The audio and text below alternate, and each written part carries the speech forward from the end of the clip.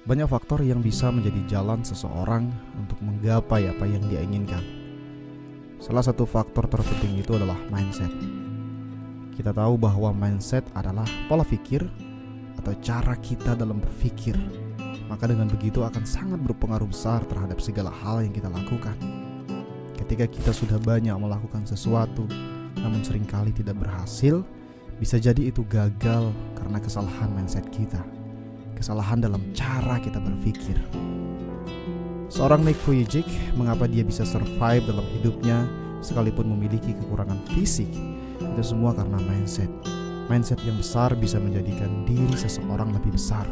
Kemudian sebaliknya, jika mindset seseorang kecil, maka akan menjadikan seseorang itu semakin kecil.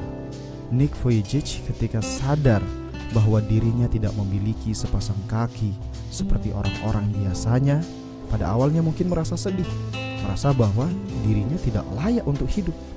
Namun seiring berjalannya waktu, mindset positifnya mulai bekerja. Dia segera sadar bahwa hidup bukan hanya tentang kekurangan, namun hidup adalah tentang melengkapi, yakni melengkapi kekurangan dengan memunculkan kelebihan diri.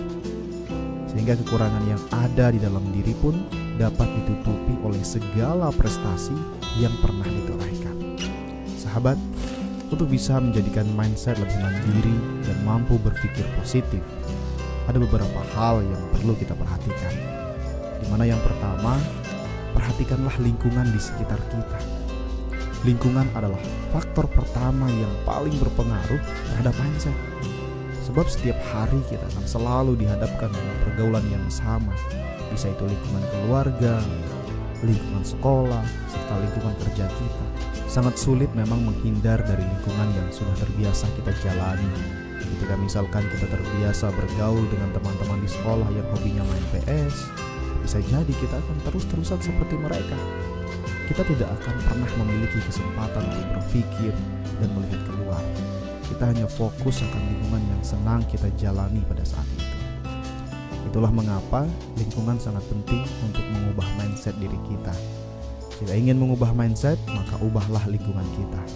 Cari lingkungan yang lebih positif, bergaul dengan orang-orang yang lebih rajin belajar, maka mindset kita lama-lama akan seperti mereka.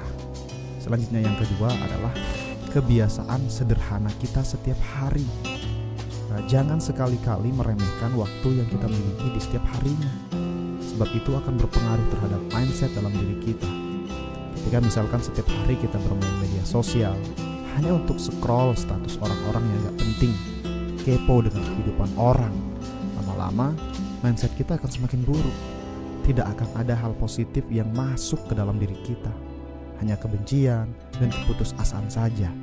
Misalkan kita melihat teman kita jauh lebih sukses dan berhasil daripada kita merasa minder, atau kita melihat keburukan teman kita dan kita menjelekkan mereka secara berlebihan, sehingga banyak waktu yang terbuang.